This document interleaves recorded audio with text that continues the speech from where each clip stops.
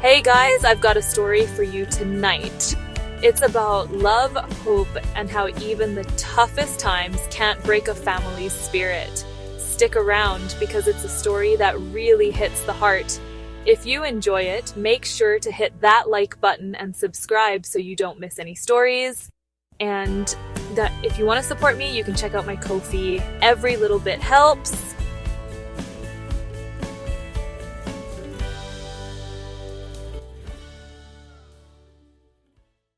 It was one of those quiet, snowy nights where everything feels like a lullaby.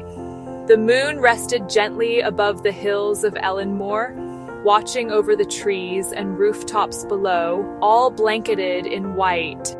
In a small wooden cabin nestled at the edge of the forest, the golden light of a fire danced behind frosted windows.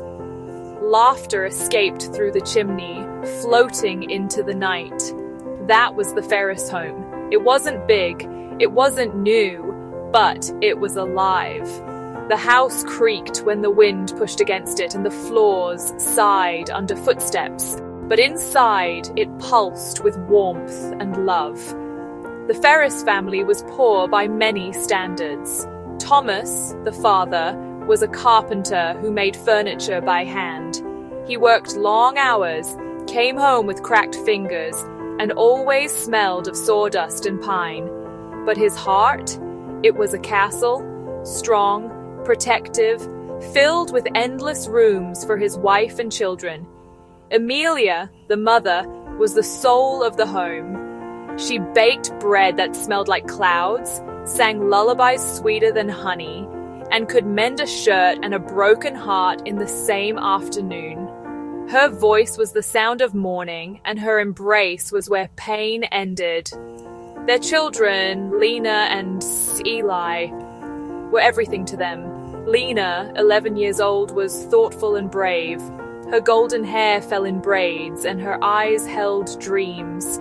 She liked drawing stories, writing secret poems on paper scraps, and helping her mother knead dough.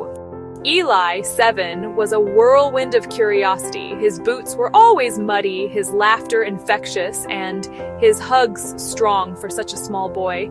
He adored his sister and followed her everywhere, even into imaginary battles against dragons made of snow.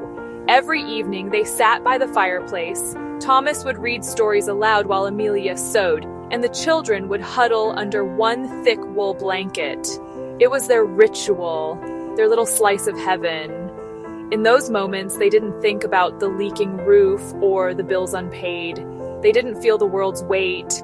They had each other, and that made them richer than kings. But sometimes the sky doesn't care how much you love. And snow, no matter how soft it falls, can carry death in its heart.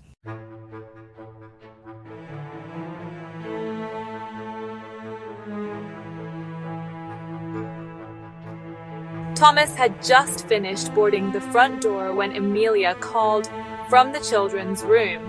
The roof is leaking. He rushed to the attic, hands frozen and soaked. Above him, the ceiling buckled. Cracks formed like spider webs. Then it happened. A sound louder than thunder. A roar not from the sky, but from the earth. The mountain behind their home had shifted.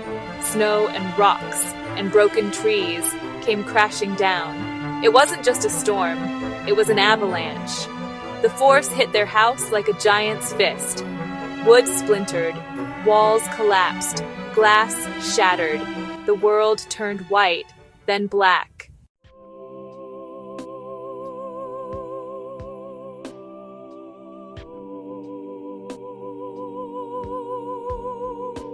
Eli?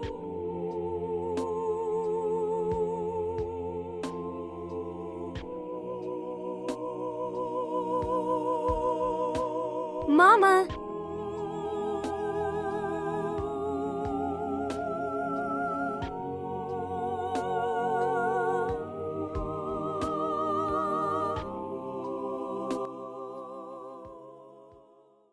Lena and Eli were sent to an orphanage on the other side of the region, a large grey building that looked like a prison more than a home. The sign above the gate read, "Silver Pines Orphanage," but there was nothing silver or pine-like about it. The headmistress, Miss Berkeley, was a woman with eyes as cold as her voice. Her rules were sharp, her punishments sharper. Children were not comforted. They were controlled, they were not guided, they were ordered. Lena and Eli were separated into different rooms upon arrival. Their belongings were taken. They were given rough uniforms and chores that began before dawn. They cried the first night, but no one came to hush their tears. Days turned into weeks. Weeks into months. The food was stale, the beds were hard, the staff cruel. Any mistake, a broken plate, a whispered word after lights out, meant lashes or isolation. Eli, once filled with laughter, barely spoke. Lena, determined to protect him, took on double shifts, scrubbing floors, gathering wood, cleaning chimneys, anything to shield him. Their hands cracked from cold water, their fingers bled from rough brooms, but they endured, because even if the world had forgotten them, they remembered each other. We won't stay here forever. How? We'll learn, we'll work, we'll save. Someday we'll leave, we'll build something better. Can it have a big window? Yes, a big window with sunlight and music, and no more locks on doors. That night, a dream was born, and they kept that dream alive.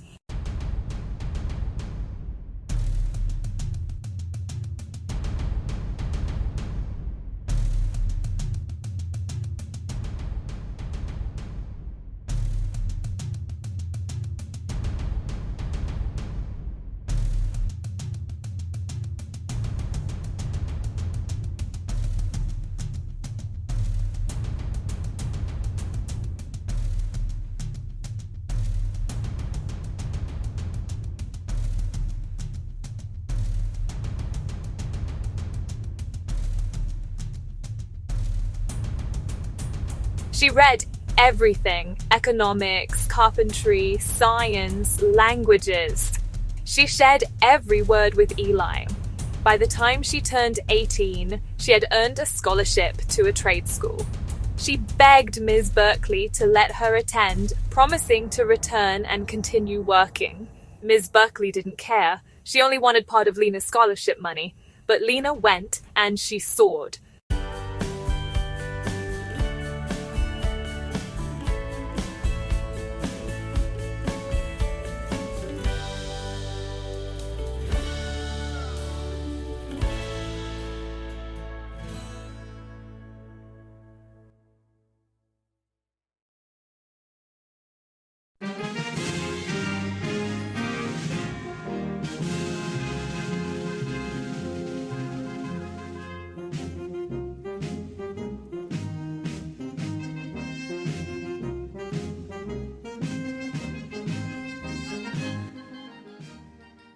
Never again.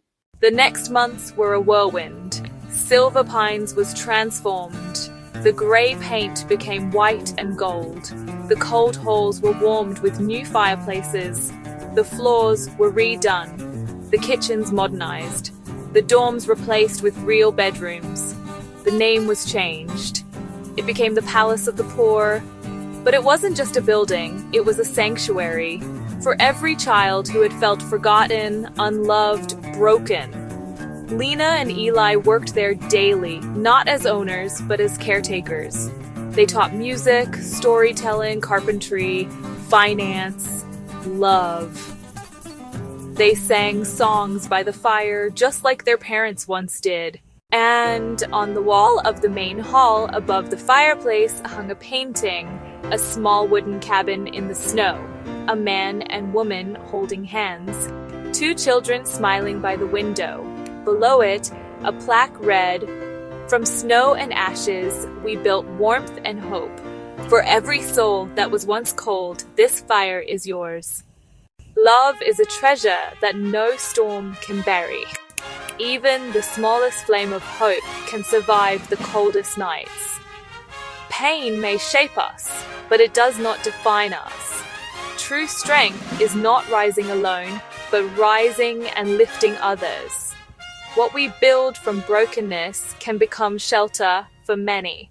Wow, that was the story. If it touched you even a little, don't forget to like and subscribe so we can share more stories together. And if you feel like supporting me to keep these stories coming, you can visit my Ko-fi. Thank you so much for listening, and I'll see you in the next story.